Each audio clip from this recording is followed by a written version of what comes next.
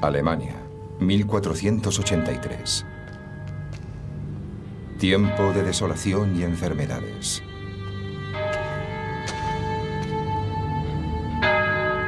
Por aquel entonces, la peste podía exterminar ciudades enteras en apenas unos días. Y una cuarta parte de todos los niños moría antes de cumplir los 5 años.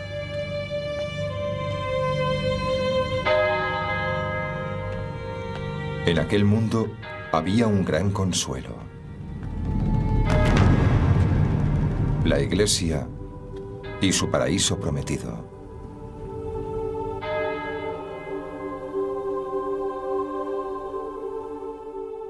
Aquella promesa había convertido a la Iglesia en la institución más poderosa de la tierra. Rica como nadie, más poderosa que la realeza, pero también corrupta y tiránica. Un imperio que habría de derrocar un solo hombre: Martín Lutero.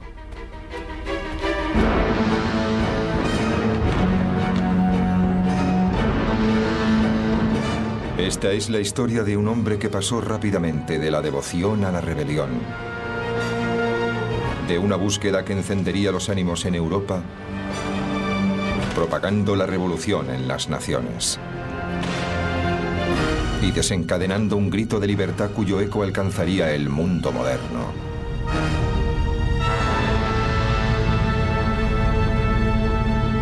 Martín Lutero.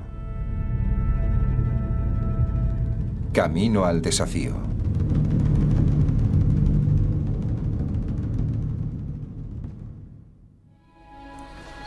Alemania, febrero de 1546. Martín Lutero viaja de Wittenberg a Eisleben. El otrora hombre más famoso de Europa se acerca al fin de sus días. Este será su último viaje.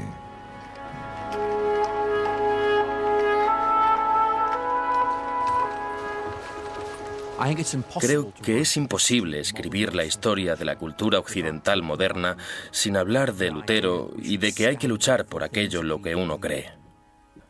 O de la idea de que todos somos preciosos a los ojos de Dios. Estas son cosas que damos por sentadas, pero por las que Lutero tuvo que luchar. A Lutero hay que situarlo junto a los grandes emancipadores de la historia de la humanidad, por su defensa del individuo, por su coraje y por estar dispuesto a morir por sus creencias. Se enfrentó a la Iglesia Católica, una institución inmensa e inmutable, y le dijo: esto no está bien, hagamos las cosas bien. Este es uno de esos pocos casos en los que un individuo se enfrenta literalmente a la potencia más uniformadora del mundo para decirle: no pienso echarme atrás.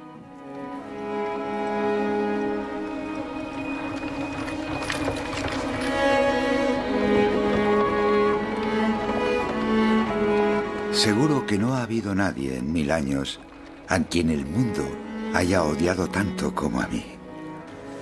Ojalá nuestro Señor me aconseje y me lleve pronto con Él. Con gusto alargaría el cuello para que sobre él cayese toda la furia de un trueno y me derribase. Amén.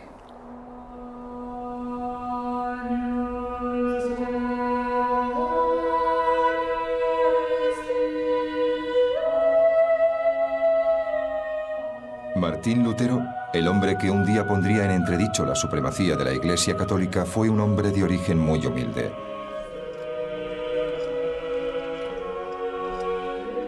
Creció en una pequeña ciudad llamada Eisleben, en el norte de Alemania. Una afanosa comunidad donde la Iglesia era la mayor autoridad. Lo más destacado de la religión en la Baja Edad Media era el cristianismo, la única religión posible. La suya era la única gran historia que se podía contar, una historia que de hecho se contaba sistemáticamente y que formaba parte integral de las instituciones allí donde uno iba.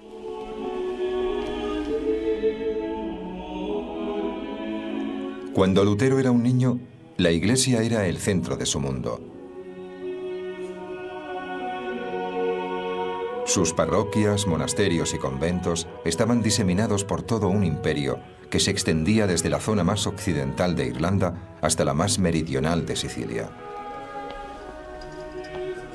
El poder de la Iglesia residía en el gran consuelo que prometía. Si acatabas sus normas y practicabas sus ritos, podías escapar a los horrores de este mundo y encontrar la felicidad eterna en el cielo.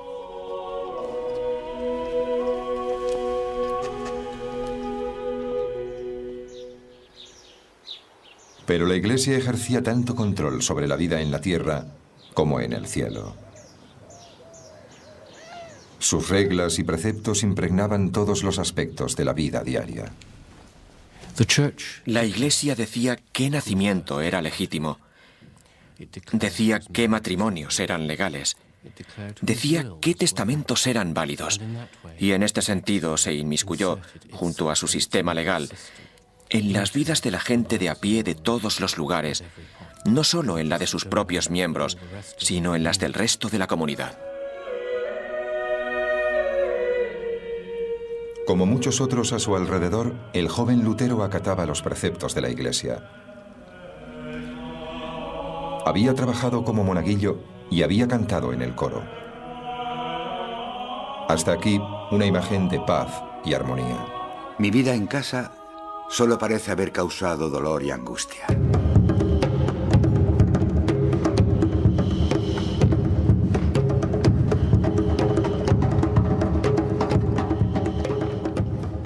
El padre de Lutero, Hans, era fundidor de cobre, uno de aquellos nuevos y prósperos hombres de negocios que se habían librado del yugo del antiguo sistema feudal para montar su propio negocio. Hans tenía unos planes muy ambiciosos para su hijo. Estaba decidido a que remontase más peldaños en la escala social, convirtiéndole en abogado.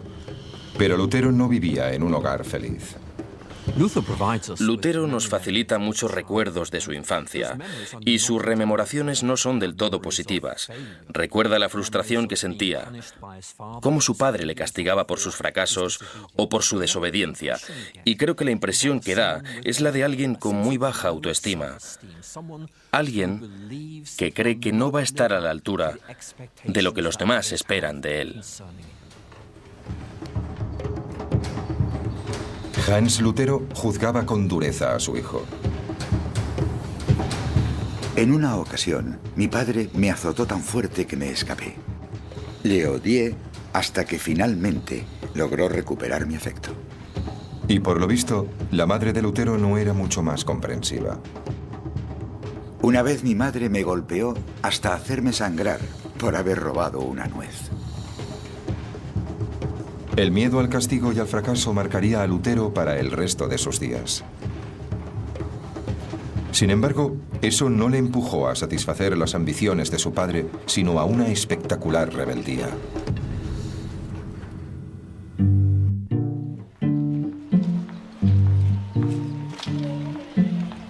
En un principio, Lutero siguió el camino que habían trazado para él.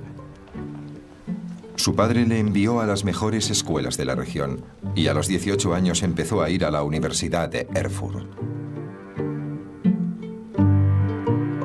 Comparada con la ciudad natal de Lutero, Erfurt era una animada metrópolis. Tenía todo lo que podía necesitar un joven estudiante, innumerables bares y tabernas. Y en una época en la que no había agua potable, el vino y la cerveza eran bebidas de primera necesidad. La ciudad incluso contaba con un burdel municipal regido por el ayuntamiento. Pero Erfurt también era única en aspectos de mayor calado. No era un gran centro industrial ni político, pero sí era un gran centro eclesiástico, y en él abundaban las actividades de la Iglesia. Se calcula que allí había 14 órdenes religiosas distintas representadas en una sola, así como 25 parroquias. De hecho, por aquel entonces se decía que Erfurt era la Roma de Turingia, la Roma de aquella región de Sajonia, debido a la alta concentración de talentos eclesiásticos.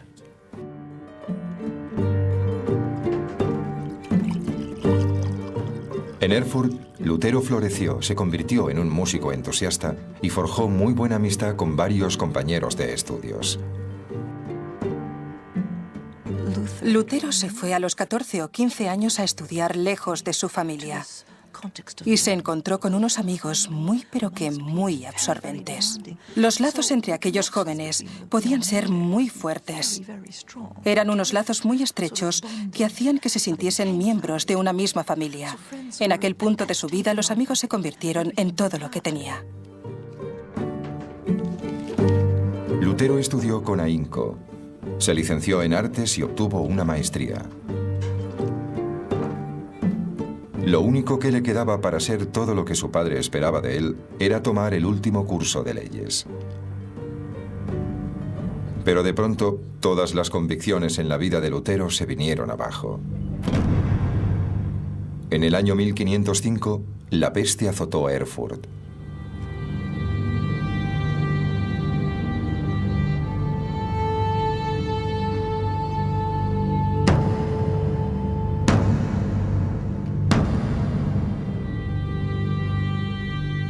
La enfermedad se propagó fuera de control por las estrechas calles de la ciudad, sembrando la muerte y la angustia a su paso. Lo que más temía la gente de la peste era que te cogía por sorpresa. Algunos cayeron, otros se libraron. Algunas ciudades quedaron devastadas, mientras otras muy cercanas no se vieron afectadas. Era algo inexplicable. Por aquel entonces nadie sabía cómo se contraía, nadie sabía por qué se contraía. Lo único que había era una sensación generalizada de que Dios les estaba castigando por sus pecados. Era una terrible y visible muestra de castigo.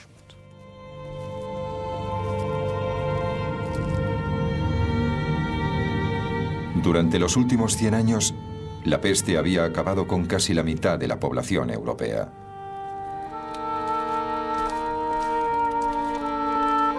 Pero la epidemia atacaba ahora a Lutero directamente. 3 de sus amigos murieron víctimas de la enfermedad. Y aquella visión de la mortalidad del hombre y el miedo a la ira de Dios traería consigo el primer cambio radical en la vida de Lutero.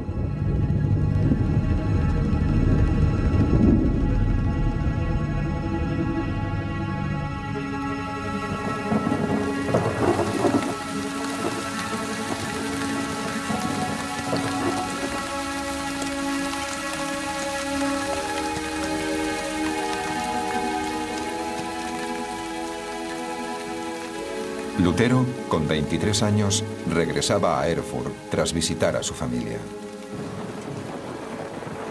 Cuando de pronto se vio atrapado en una espectacular tormenta eléctrica.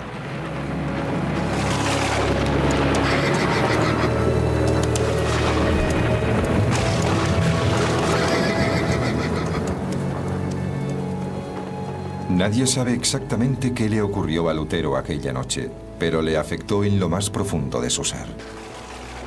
De repente, acechado por el pánico y la congoja de la muerte, me vi obligado a hacer un trato con Dios. Ya había perdido a 3 amigos por culpa de la peste y ahora se enfrentaba él mismo a la muerte, de manera que Lutero llegó a un acuerdo con Dios. Si sobrevivía, se haría monje. La cercana experiencia de la muerte te lleva a pensar en qué estado está tu alma, cuál es el balance. Estoy hablando casi de una especie de contabilidad espiritual. Uno se pregunta, ¿en qué estado estoy? ¿Cuál es el balance de mi vida? De haber muerto ahora, de no haber funcionado mi invocación, ¿dónde habría terminado? En el infierno, por pecador.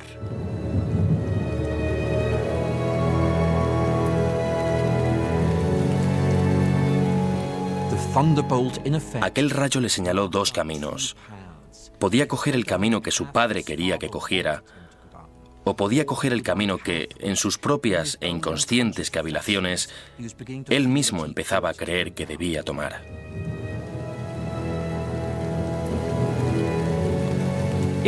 Fue el momento en que tomó las riendas de su propia vida.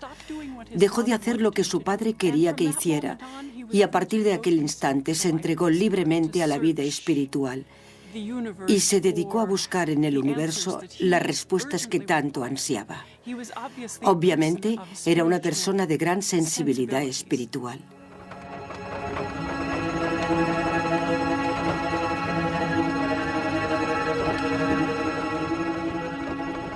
Ah, cómo se enfureció mi padre al averiguar que su hijo no iba a convertirse en abogado. Perdió la razón, se comportó como un loco. ¿Cómo se iba a imaginar él que el hecho de tener un monje en la familia le iba a suponer más prestigio y vergüenza que 1000 abogados vestidos de armiño?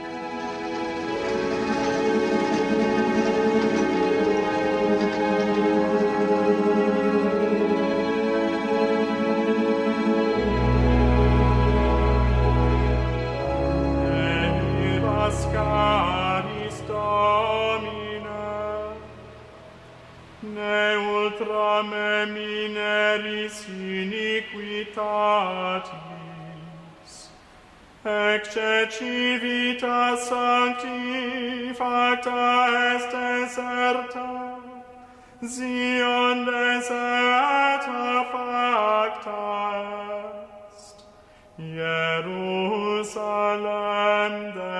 desolata est. Los monasterios y conventos de Europa eran una sociedad en sí mismos. Ofrecían a los fieles una vida dedicada a la plegaria, la meditación y la búsqueda de la salvación.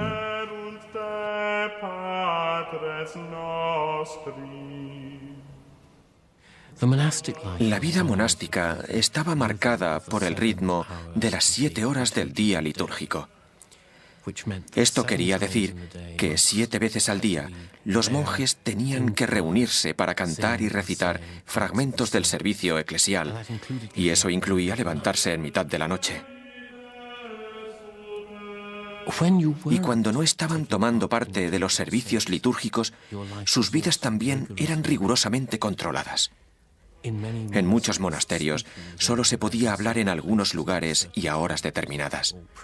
No había ninguna privacidad y sus comidas eran muy sencillas. Los hábitos de los monjes también eran muy rígidos, burdos e incómodos. ¿Por qué debían llevar aquellas ropas tan incómodas? ¿Por qué debían asistir a todos los servicios? ¿Por qué comían tan mal? Pues por lo visto la respuesta estaba en que solo renunciando a todo aquello que la gente considera cómodo y valioso se podía alcanzar la salvación. Lutero no tardaría en creer que el único modo de lograr la salvación era renunciando por completo a su mundo, para sumergirse por completo en una comunidad que le aislaba de todo.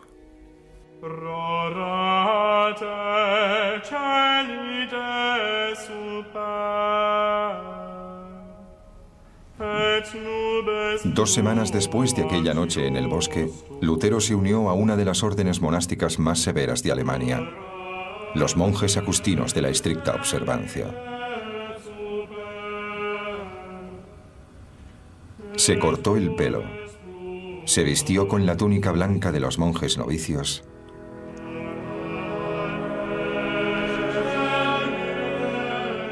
y se postró ante el abad.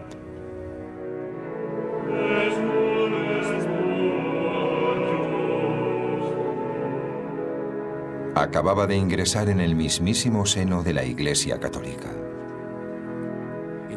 No era el tipo de orden que uno elegía si lo que quería era una vida cómoda y fácil. No era en absoluto ese tipo de centro religioso.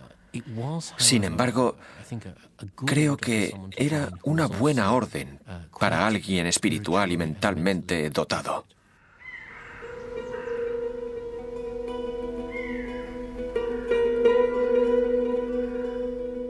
Pero el nuevo hogar de Lutero tenía tanto de negocio como de retiro espiritual. El abad dirigía un próspero negocio de tintado de prendas. Los monjes tenían una destilería donde preparaban una cerveza bastante popular. Y encima, el monasterio era propietario de toda una serie de tierras en el vecindario, cuyas rentas y diezmos le proporcionaban unos ingresos sustanciosos. Todo esto quedaba minuciosamente registrado en los dilatados libros de cuentas del monasterio.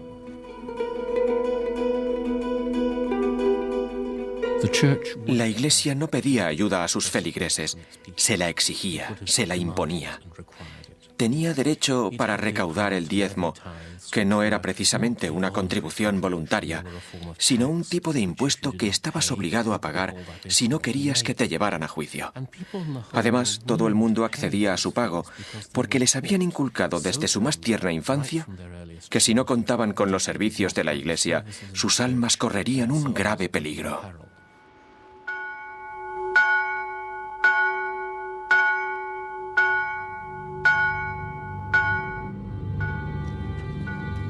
Estos abusos de la Iglesia terminarían por ofender y disgustar a Lutero. Aunque de momento, lo único que le preocupaba era su alma. Se lanzó de lleno a la vida austera y solitaria que la Iglesia reserva a sus más devotos seguidores.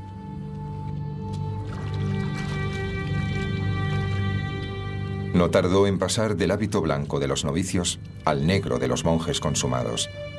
Aquella era la única ropa que ahora poseía.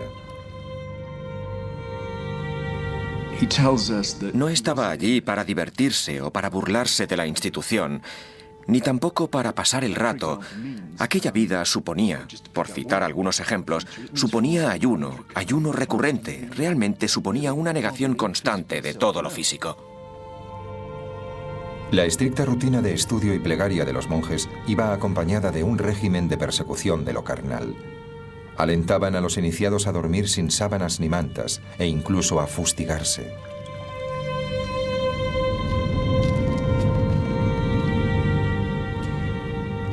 Una de las cosas que pretendían era emular el sufrimiento de Cristo para así convertirse en ascetas. Creían que al dominar sus deseos carnales, al dejar de necesitar la comida, la compañía sexual y las comodidades de la vida, se estaban identificando con Cristo. Creían que así luchaban contra las fuerzas del mal en su interior, que así combatían sus más bajos instintos.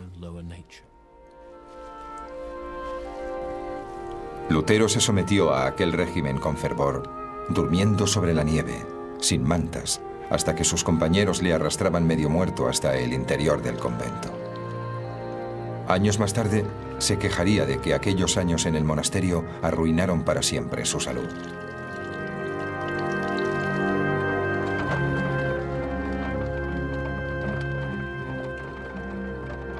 Si alguna vez un monje mereció ganarse el cielo por su devoción, ese fui yo.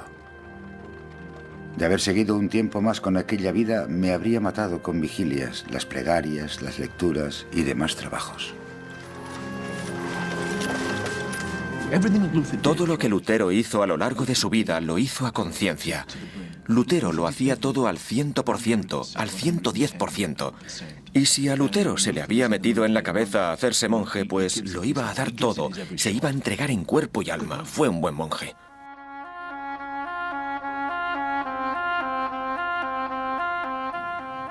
Pero la devoción de Lutero excedió con creces las expectativas de los demás monjes. Cada vez le preocupaba más no complacer nunca a Dios, no llegar nunca a ganarse el cielo, el hecho de haber cambiado a un padre implacable por otro aún más difícil de complacer. Lutero hablaba claramente de su sentimiento cada vez mayor de impotencia. Creía que nunca lograría salvarse.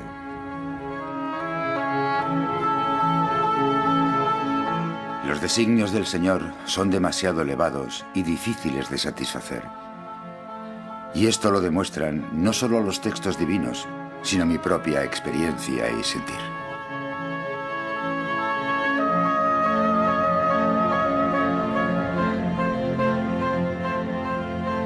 Cuanto mayor era su desesperación, más se volcaba Lutero en los rituales de la Iglesia. Lutero se diferenciaba de otros monjes en que realmente le preocupaba reconciliarse con el Padre Celestial y hacer todo aquello que Dios esperaba de él. Podemos ver su búsqueda, su agonía, su profunda gravedad. Solo quedaba confiar en que encontrase el camino. De lo contrario, iba a llevar una existencia muy tormentosa.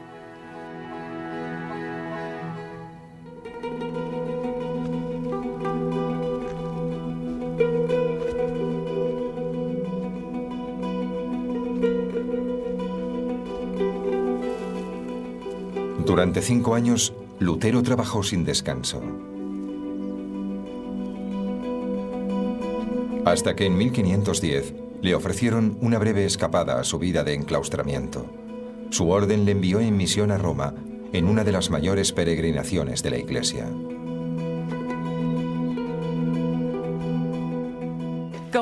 El viaje a Roma era una peregrinación muy especial, ya que era la capital de la Iglesia Católica Romana y desde una perspectiva occidental, la capital del cristianismo. Lutero decidió inmediatamente que intentaría sacarle el mayor provecho espiritual posible a aquel viaje. Roma era una valiosa reserva de santidad. Era el hogar de San Pedro, del Papa y de los restos de innumerables santos y mártires. Decenas de miles de peregrinos visitaban Roma todos los años, con la esperanza de que aquel viaje los acercase más a Dios. Vestían de forma diferente, cogían un palo, caminaban y vivían con austeridad. Había pocos albergues a lo largo del camino para los peregrinos, así que para cuando llegaban al lugar de peregrinaje, en cierto modo, ya habían cumplido penitencia y merecían encontrar las tumbas de los santos al final de la peregrinación. Por fin eran dignos merecedores de la gracia del encuentro. Lutero y sus compañeros tardaron más de 2 meses en realizar su largo viaje hacia el sur. Finalmente, en octubre de 1510, llegaron a la ciudad eterna.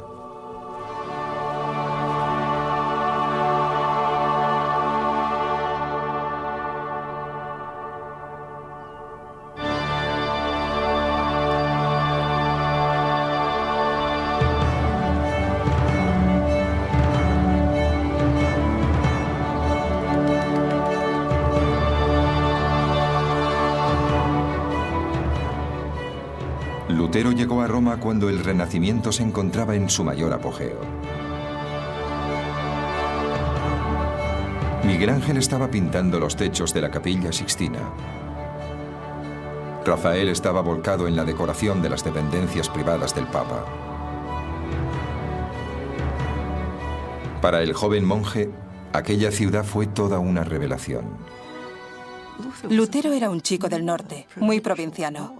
Para entonces, había vivido solamente en 3 ciudades durante toda su vida, así que no había visto gran cosa, y llegar allí y ver los séquitos de los cardenales, los grandes palacios, y encontrar un clima completamente distinto, comidas distintas, olores distintos, debió de extrañarle enormemente.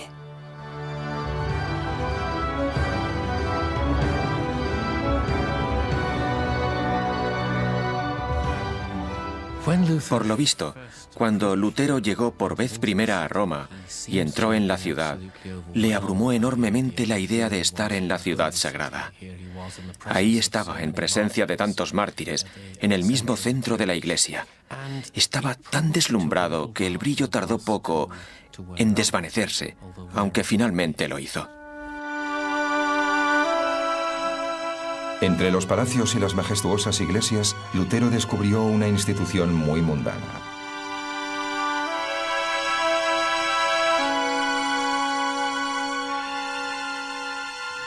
Aquella ciudad daba tanta importancia al dinero como a la religión. El papado como institución recaudadora de dinero era como un enorme sumidero que tragaba dinero procedente de toda Europa. La Iglesia enseñaba que el dinero era la raíz de todo mal y que, por ejemplo, prestarlo a cambio de intereses era un pecado mortal. Pero en realidad la Iglesia movía millones de ducados. En realidad, Lutero había llegado a la sede principal de una gran corporación europea, sustentada en los beneficios de monasterios como el suyo, en la donación de sus fieles y en los impuestos que cobraba por todo, desde una licencia matrimonial a un cardenalato. Lo más importante que hay que recordar sobre el papado de principios del siglo XVI, institución que existía desde hacía varios siglos, es que básicamente era un Estado. Un Estado con todas las características de un Estado. Tenía burocracia, palacios, magníficos edificios. Tenía lo mismo que un gran príncipe renacentista.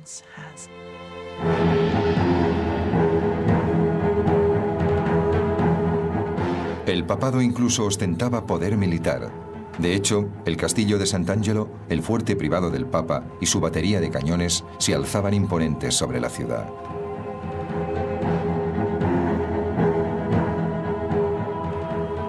No obstante, el Papa Julio II rara vez estaba ahí.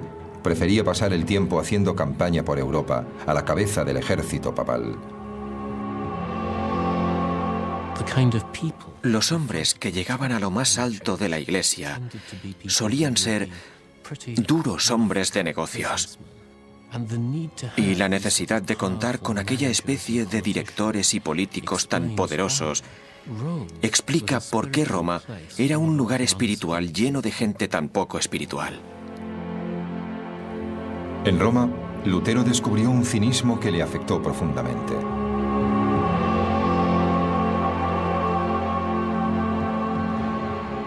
Él contaba que en una ocasión, mientras rezaba tímidamente durante el servicio de una de las magníficas iglesias de la ciudad, el cura sentado a su lado le dijo: «Acabe pronto, ¿quiere?».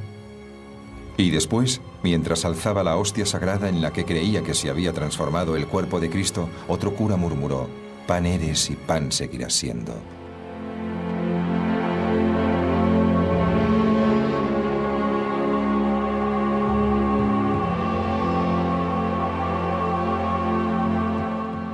Creo que la decepción que sufrió en Roma debió ser absolutamente devastadora. De repente se encuentra con una situación que él estaba dispuesto a vivir como una experiencia sublimadora. Se encuentra en la sede de la institución a la que él sirve y descubre que allí nadie habla su mismo idioma, en más de un sentido.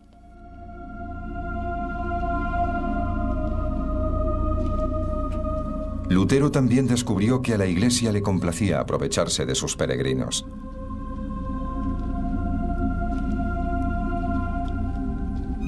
Le permitieron visitar previo pago la cripta de una iglesia. Allí podría ver los restos de 46.000 mártires cristianos.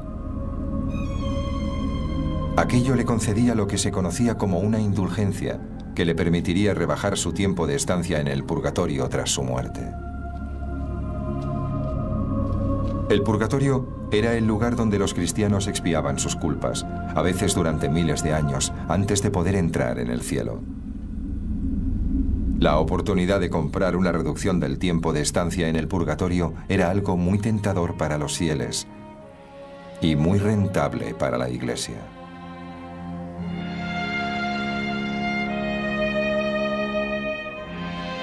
Mientras Lutero iba de un lugar de peregrinaje a otro, desesperado por encontrar la salvación, un miedo cada vez mayor se apoderaba de él.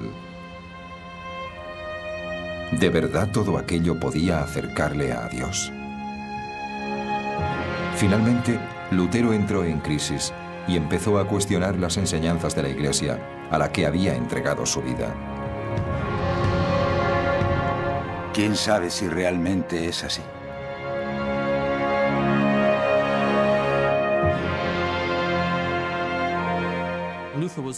Lutero estaba claramente desilusionado con Roma, no solo por su superficialidad espiritual, sino porque, sencillamente, sentía que Roma no era un reflejo del cristianismo tal y como él lo entendía.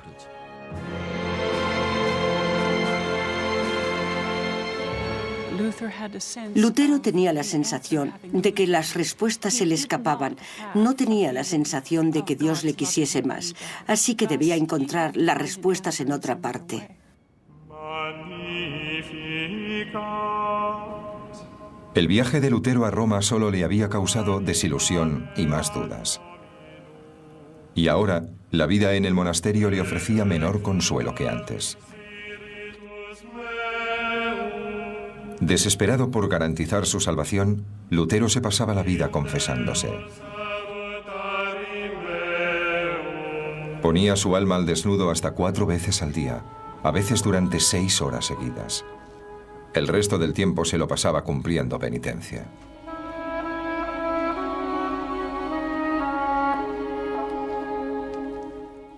Había algo extraño en Lutero.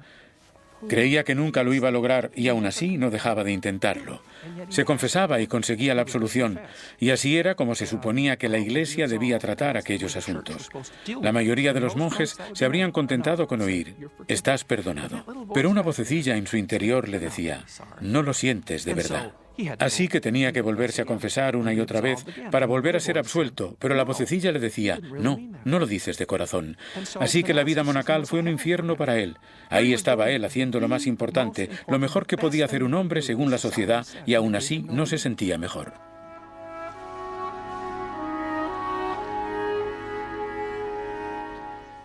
Su cabeza era un hervidero, y aún así seguía sin obtener respuestas. Seguía sintiéndose terriblemente culpable. ¿Cómo es que la vida monacal ha funcionado para decenas, para cientos de miles de hombres a lo largo de la historia del cristianismo? ¿Cuál es mi problema?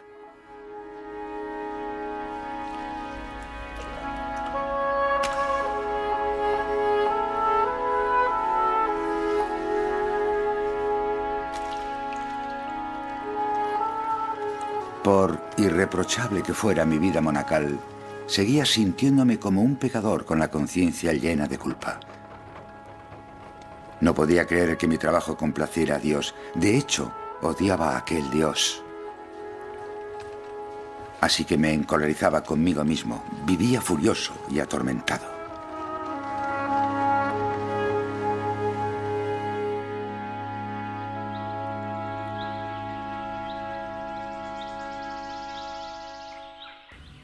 La sabiduría y la perspicacia de otro hombre permitieron a Lutero escapar de la presión de su propia angustia y le pusieron inconscientemente en la senda de la revolución. En 1511, su orden le envió a un pequeño monasterio en la ciudad de Wittenberg.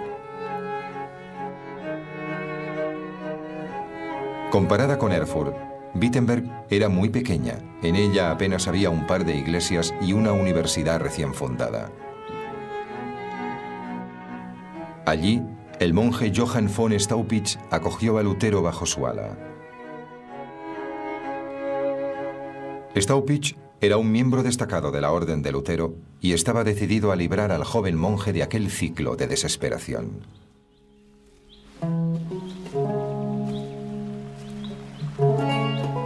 Staupitz informó a Lutero de que había decidido convertirle en profesor de estudios bíblicos de la nueva Universidad de Wittenberg.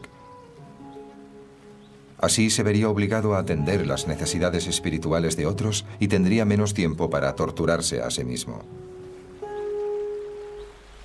Lutero le dio hasta 15 motivos por los que no podía aceptar aquella oferta, empezando porque tanto trabajo iba a acabar con él.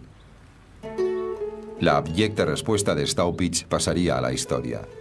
Me parece muy bien. Dios tiene mucho trabajo para los hombres inteligentes en el cielo. Creo que Staupitz sabía muy bien cómo manejar a Lutero, con una mezcla de lástima, sutil ironía y, sobre todo, reconociendo sus virtudes, reconociendo su brillantez y su capacidad para realizar una carrera académica. Creo que lo que pretendía Staupitz era agotarle de tal manera con la preparación de sus clases que al llegar la oscura noche del alma se desplomase sobre su cama y durmiese como un bebé durante 8 horas seguidas.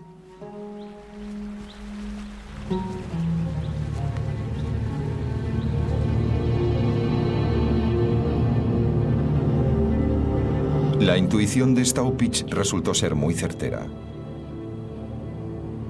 Enfrentado a una clase llena de estudiantes a los que explicar la Biblia, Lutero se vio obligado a involucrarse con el mundo y a dejar de fustigarse por sus defectos. Tenía que decir a toda una clase qué era cada cosa. Ya no había tiempo para meditar en su celda, ni para discutir con otros monjes. Ahora tenía que imponer su autoridad.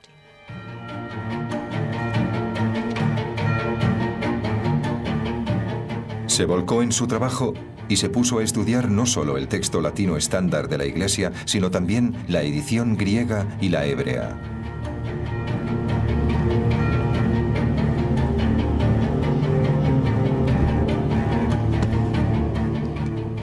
mientras reflexionaba, tomaba notas y razonaba sobre su trayectoria a través de su fe, Lutero tuvo una revelación. Una revelación que cuestionaba todo lo que le habían enseñado sobre su iglesia. Lutero había crecido creyendo que la persona que se salvaba era aquella que luchaba y se esforzaba por salvarse. Ahora empezaba a darse cuenta de que para salvarte solo tenías que extender y abrir tus manos vacías para recibir aquel regalo que Dios quería darte.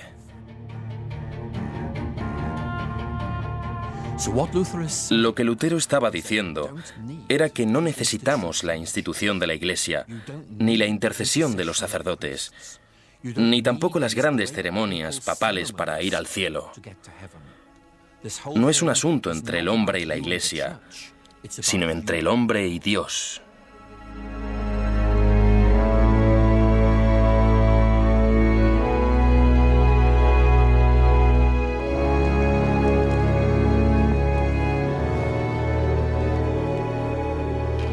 Fue un momento revolucionario. Durante toda su vida, Lutero había creído que solo a través de los rituales de la Iglesia se podía alcanzar la salvación. Pero ahora se daba cuenta de que la salvación era algo que el individuo debía negociar directamente con Dios. No había institución mundana que pudiera creer por ti, expiar tus culpas o interceder entre tú y tu Dios. Sentí que había vuelto a nacer y que las puertas del cielo se abrían para mí.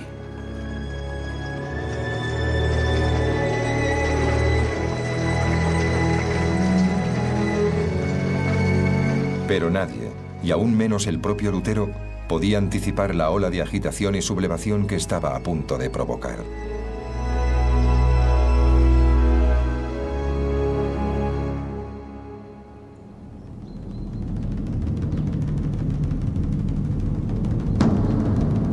Habían pasado 7 años desde la visita de Lutero a Roma, y en aquel tiempo el Papa Julio II había muerto. Le había sucedido León X. Y León era un hombre entregado a los placeres carnales. En sus banquetes normalmente había un gran pastel de postre del que salían niños pequeños desnudos.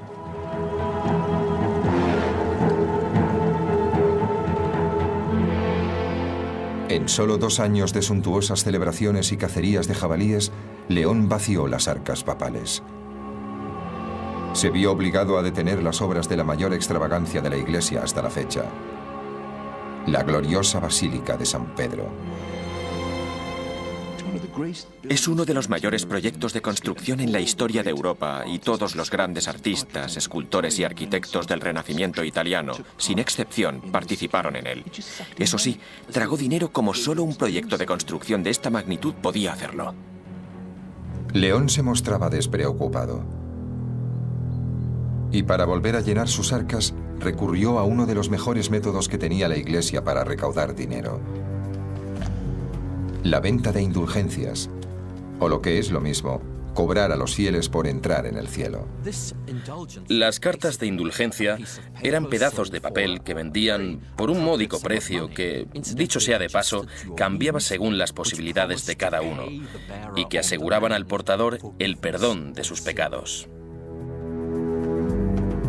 Las indulgencias de León tenían una serie de ventajas únicas. Se podían comprar no solo para uno mismo, sino también para los parientes muertos. Y encima, perdonaban una serie de pecados inimaginables. Incluso se decía que, de haber sido posible, habrían absuelto a aquellos que hubiesen mantenido relaciones sexuales con la Virgen María. En definitiva, la salvación a cambio de dinero.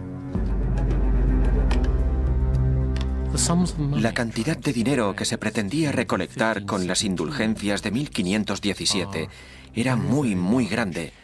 Y estoy hablando de decenas de miles de florines. Eso en dinero moderno serían muchos millones.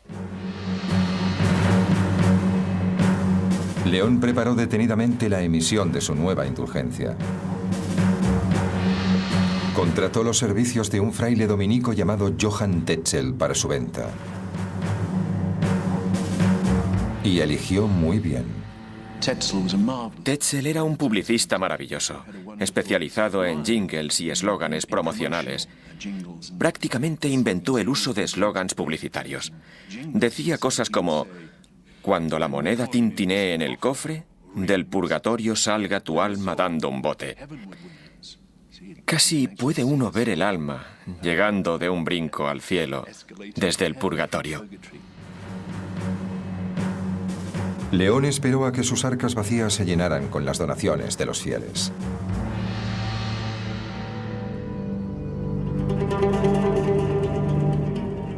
El principal mercado de Tetzel para la venta de indulgencias fue Alemania. Los habitantes de Wittenberg se enteraron rápidamente de la reducción de condena que ofrecía la Iglesia.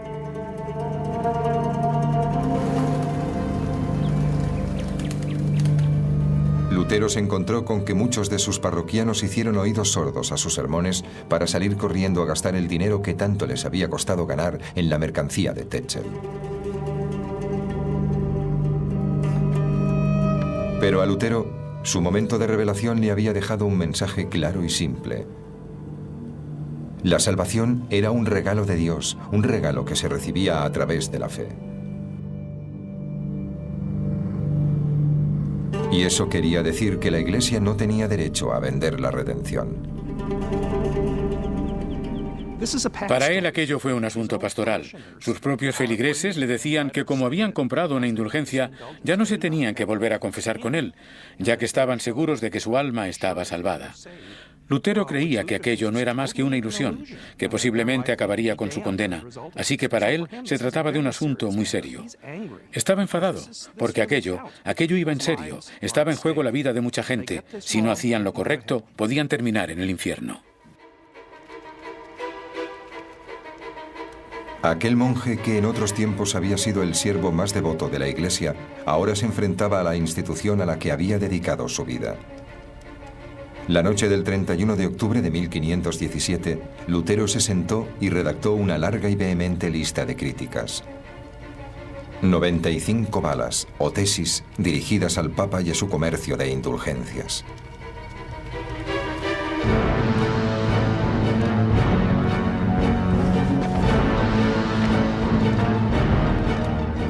A continuación las clavó en la puerta de la iglesia del castillo de Wittenberg.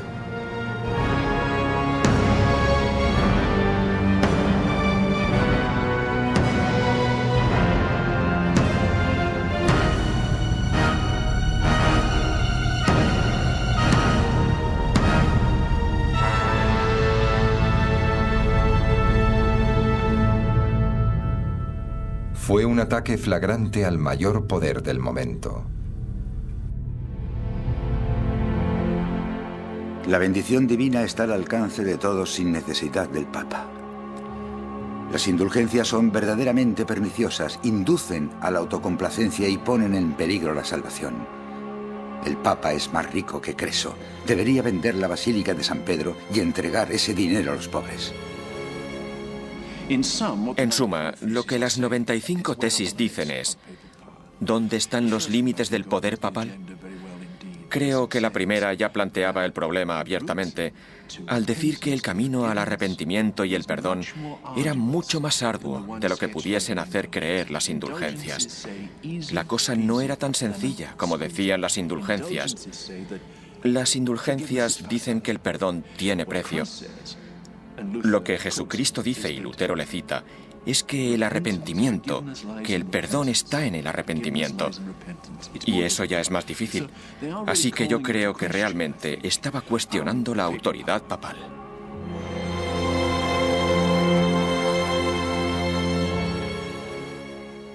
Era un asunto de fe. Era necesario sacarlo a la luz. Por eso apelaba a aquellos que se atrevían a defender aquellas prácticas o abusos para que saliesen y demostrasen que estaban en lo cierto. Según él, para abrir el debate solo hacían falta las Sagradas Escrituras.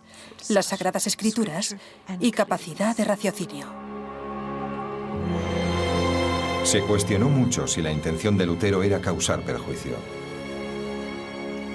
De hecho, lo de clavar textos en la puerta de la iglesia para su discusión académica era una práctica habitual. Su finalidad no era la publicación, estaban en latín y el lenguaje era en ocasiones técnico y de difícil comprensión.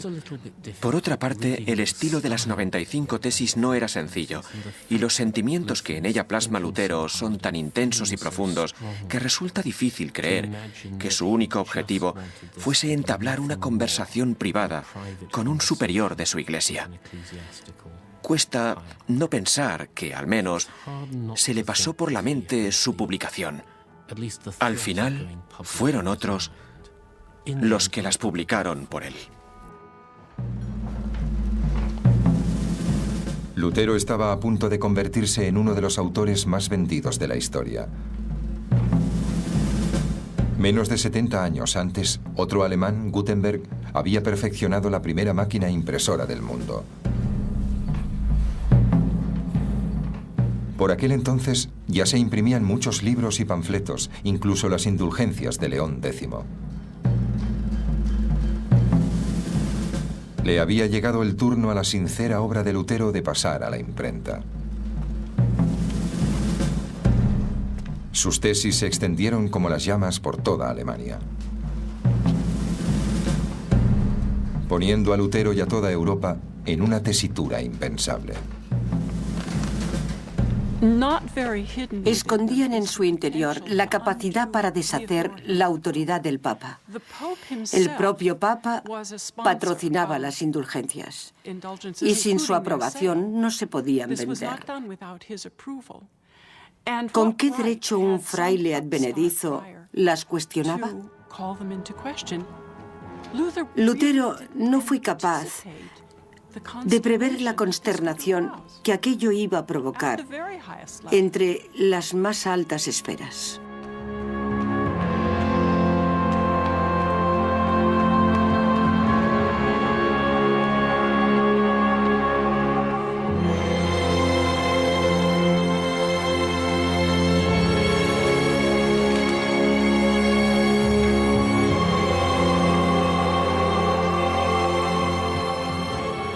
Aunque no era gratuito que la Iglesia Católica ostentase el poder desde hacía más de 1000 años. De hecho, tenía un nombre para los hombres como Lutero: herejes. Y la pena por herejía era la muerte.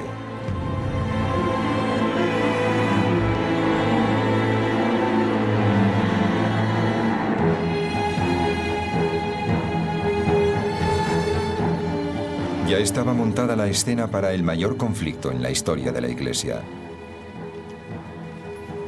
Una batalla entre la institución más poderosa del planeta y un monje solitario.